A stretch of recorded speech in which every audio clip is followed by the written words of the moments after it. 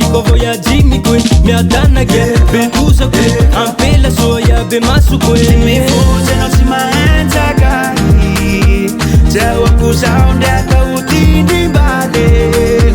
Faya ruhaiko Vadi kwe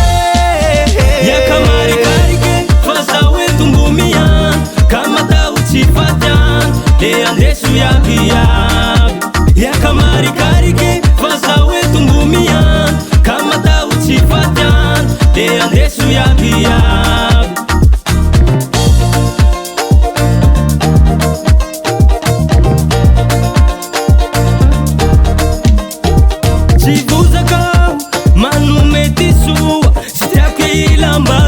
Umekona uyapitia tua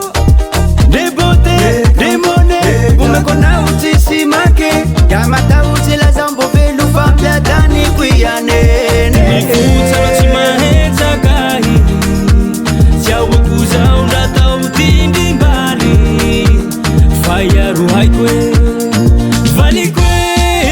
Yaka mari karike Fasa wetu mbumia Kama ta uchifatia Liandesu ya pia Yaka mari karike Fasa wetu mbumia Kama ta uchifatia Liandesu ya pia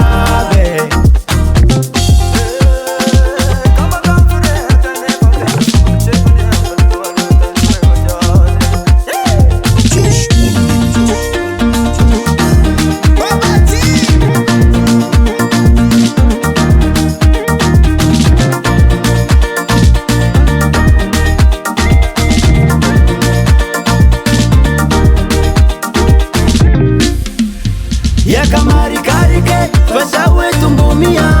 Kama ta uchifatia Liandesu ya pia Yaka mari karike Fasa wetu mbumia Kama ta uchifatia